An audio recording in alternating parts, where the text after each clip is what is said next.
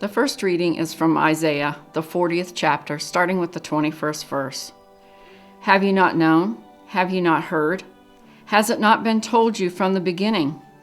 Have you not understood from the foundations of the earth? It is he who sits above the circle of the earth, and its inhabitants are like grasshoppers, who stretches out the heavens like a curtain and spreads them like a tent to live in, who brings princes to naught and makes the rulers of the earth as nothing. Scarcely are they planted, scarcely sown, scarcely has their stem taken root in the earth.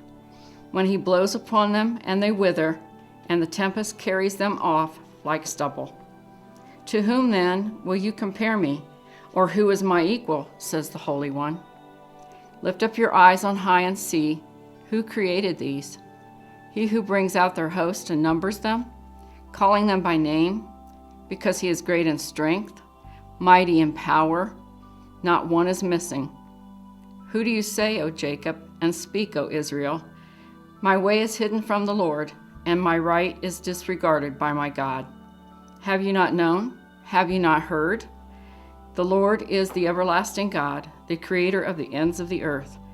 He does not faint or grow weary. His understanding is unsearchable. He gives power to the faint and strengthens the powerless.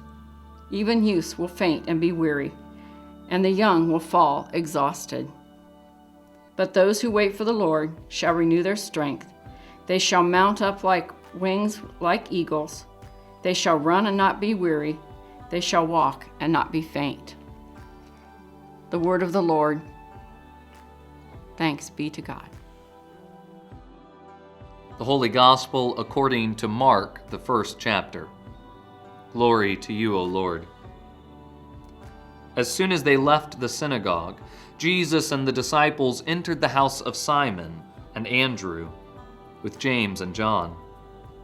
Now Simon's mother-in-law was in bed with a fever, and they told him about her at once. He came and took her by the hand and lifted her up. Then the fever left her, and she began to serve them. That evening at sunset, they brought to him all who were sick or possessed with demons, and the whole city was gathered around the door. And he cured many who were sick with various diseases and cast out many demons, and he would not permit the demons to speak because they knew him. In the morning, while it was still very dark, Jesus got up and went out to a deserted place, and there he prayed. And Simon and his companions hunted for him, and when they found him, they said to him, "Everyone is searching for you." He answered, "Let us go on to the neighboring towns, so that I may proclaim the message there also, for that is what I came out to do."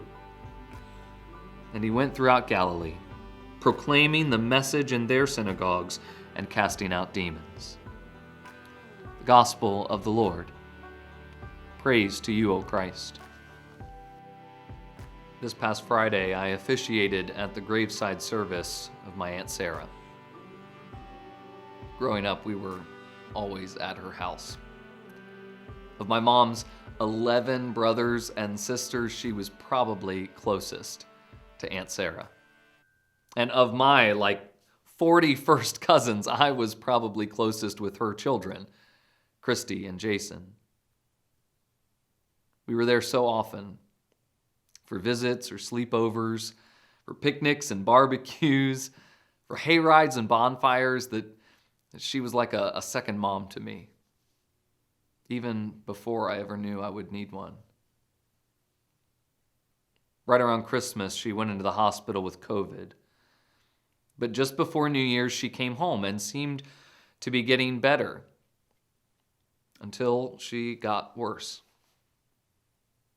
Her oxygen levels fell down to 40% before she went back to the hospital. And once there, they immediately transferred her to Miami Valley and put her on a ventilator. Though the virus was gone, the effects and trauma to her lungs were not. Now she was suffering from a condition called ARDS, or acute respiratory distress syndrome. Last Tuesday, I was able to visit her in the ICU and pray over her with my cousin Jason. And while I was there, he told me about how most people with ARDS do survive and even regain most of their lung function, and how her numbers seem to be improving. And so we laid our hands on her and we prayed for healing. But by early Friday morning, it was clear that she was not going to survive this. That she was not going to be healed. And then she died around 10:30 that morning.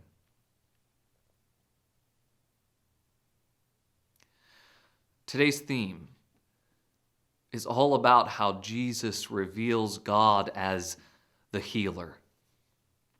In the gospel lesson today, Jesus heals Peter's mother-in-law. Then the whole town shows up and he starts healing them. And all I kept thinking this whole week as I played this story over and over in my head was, where was my Aunt Sarah's healing?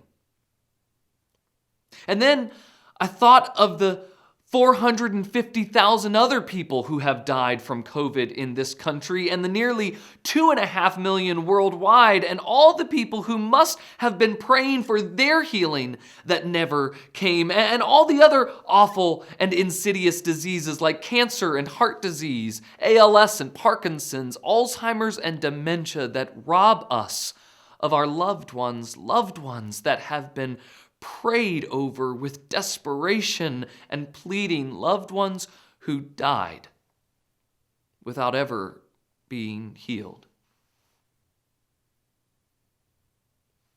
How do I talk about a God who heals people today when so many have not been healed? I want you to know that I still don't have an answer to that question. But here's the best I've got today. And like so much wisdom in my life, it came from one of my aunts. After Sarah died, we were talking on the phone. And she said, I suppose in the end, God gave her a healing much better than she could have ever received here. And immediately, as soon as she said that, I pictured my mom and my Aunt Sarah sitting around my grandma's kitchen table talking and laughing. And I said, I think maybe you're right. In the gospel lesson today, Jesus heals Peter's mother-in-law.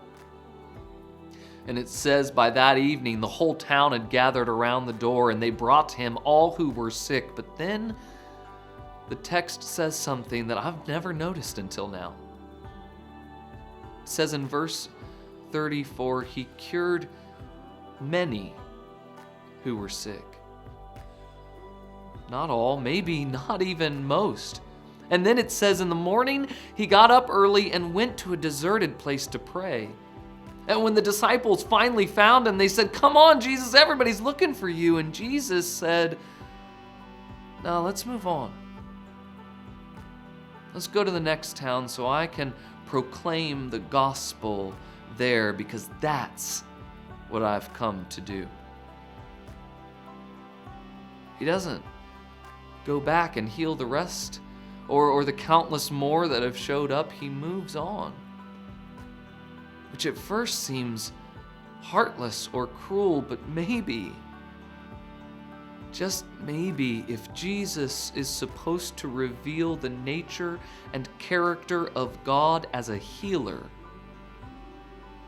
then maybe these physical healings are only but a symbol or a sign of the ultimate healing God has in store for each and every one of us on that glorious day when we are called home to be with God and all the saints who have gone before us. Maybe that's how God is revealed through Jesus today. Amen. If you've been blessed by the ministry of Zion Lutheran Church and feel moved to support and participate in its mission, to welcome all people, to grow as followers of Jesus and serve all creation, then I invite you now to go to our website, zionlima.org, and click on the Give Online tab, where you can set up a one-time or recurring gift. This ministry and so many others would not be possible without your generosity. However you choose to support or participate in our mission, I thank you.